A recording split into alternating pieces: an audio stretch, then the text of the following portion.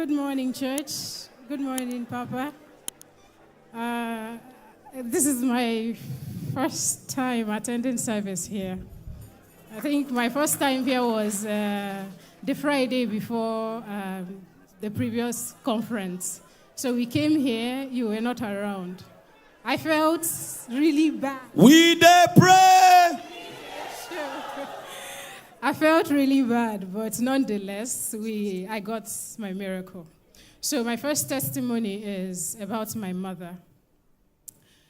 My mother has been sick for the past 23 years. I was quite young. I had to start hawking to help with bills. She was asthmatic. She had pneumonia. She was battling fatty liver. A lot of things were wrong. And we were just 8 of us, my parents and 6 of us, in one room, a leaking roof. So we could not afford her medicine. So I started hawking so that I would be able to be buying her inhalers and other things. Fast forward to this year. She was supposed to visit me in Abuja. I had nothing. I didn't know how to tell her not to come because she was excited to come. It's the first time she's visiting me since I relocated to Abuja 5 years ago. So I found a way. She came. And I saw my mom. She was a shadow of herself, carrying a big bag filled with drugs. All these years, I was just concerned about God giving me money to buy drugs. I didn't really think of asking God to heal her. My salary, I borrowed just to buy drugs. I smile every day. I make people call me Chidima Odogu that smiles all the time, but nobody knows what I was going through. When my parents call me on phone, my mind flies because I know it's one negativity or the other I have to pay for. So she came to my house. I got angry in my spirit. That night, I played, "Oh Lord, show me mercy." Then I called her, I said, "I know we're strong in our church. We know what we believe in. But can you open your heart to this prayer? That one day I'll tell you how I joined this prayer." So she accepted and we prayed. On that Friday, we came here. After the prayers, I told her, "Mommy, climb this altar, pray to God. Tell him that you will not take these drugs anymore." We came with the bag full of drugs. So she prayed, I prayed, my friend, we prayed. We went home, I tell her not to take the drugs anymore.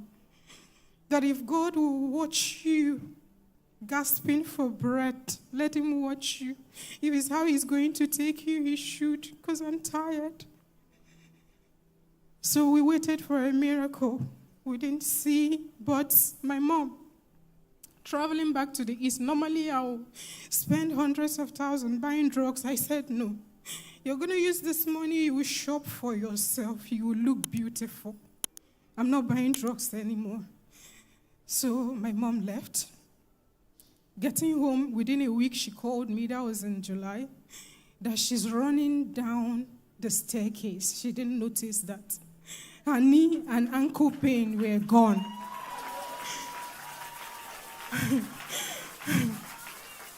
I was happy, but that wasn't the miracle I needed. So during the UK conference, I joined online. We were praying. When the woman with 2 clutch was testifying, I say, "God, please, I bring my mother to this altar in UK, perfect her healing." Then the lady on black dress that was mentioning sickness is reversed. I keyed in for my mom too. Then on Monday morning, my mom called, and the first thing she said was, "What God cannot do." I screamed, "Does not exist." I left my office, went to where I could shout. She said, "Mom, this is the gift I got for visiting your house in Abuja." She said, "I'm in the hospital now. Asthma reversed."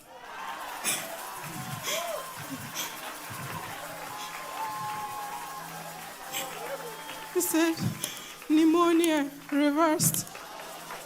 Fatty liver, reversed. Severe cough, reversed. Knee and ankle pain, reversed. I could not shout. I just fell on my knees. I busted out crying. Then I said I will be here to testify. Then my second testimony. I'm a single mother. When my son turned 3, I began to have this trance. I can stand like this and I'm gone. The next thing I'm seeing is trailer crushing my child or a bullet hitting him. Everything was about death. It got so bad last year that one day, it was, this thing has been a torture for 12 years.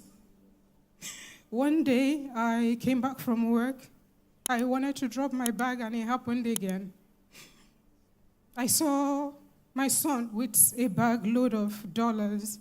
He said, "Mommy, take this, that this will be enough for you for the rest of your life, that you will not suffer again." And I was like, "Where did you get this bag of money? I cannot even carry what you're carrying."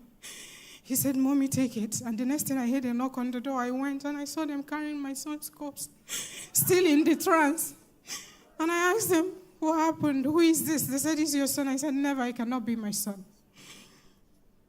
And I've been seeing these things a lot every day for 12 years. Then I told them to get out. They were not listening. I became aggressive. I became violent. I said, "Take that corpse out of this place. He's not my son." So they left. I've lived in fear. For years, I don't let my son go out. I don't let him go to the field. He loves football too much. I don't let him go to play. I don't let him go to people's houses. I just have to guard him all the time. He goes to school and I'm not at rest.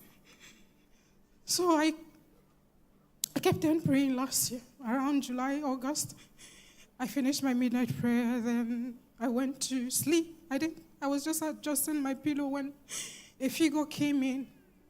I didn't see the face, but it was wearing a carton-colored shirt and a brown combat.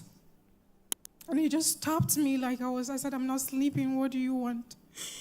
He said, "Join the fire altar in the morning." I didn't know what fire altar was.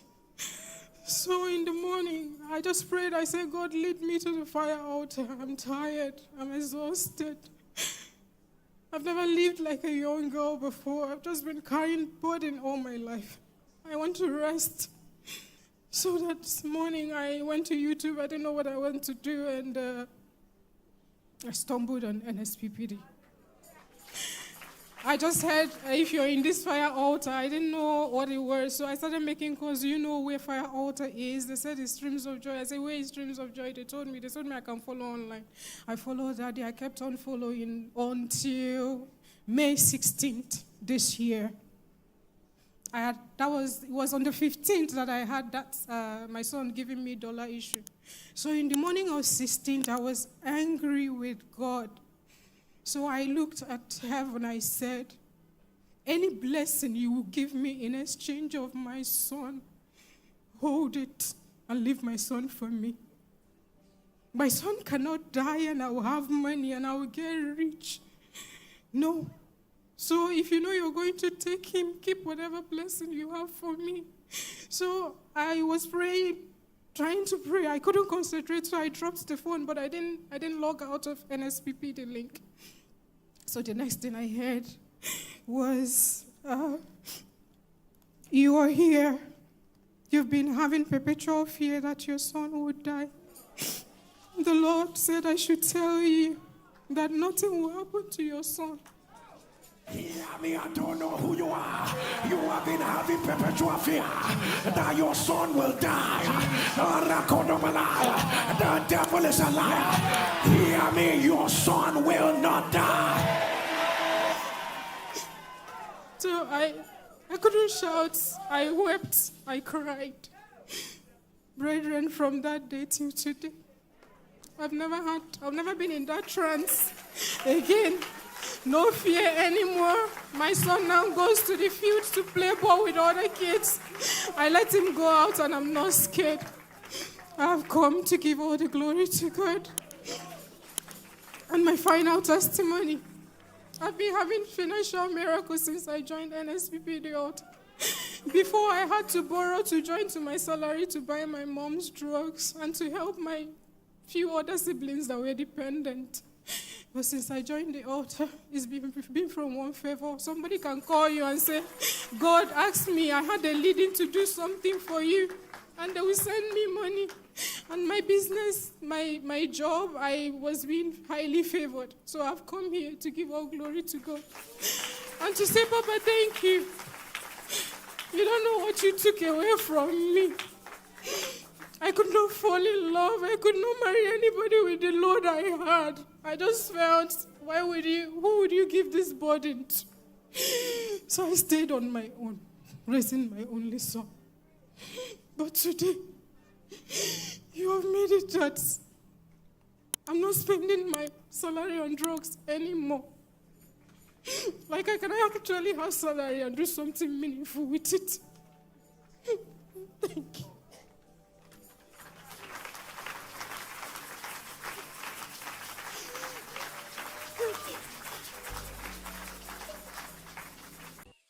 NSPPD, celebrate our God.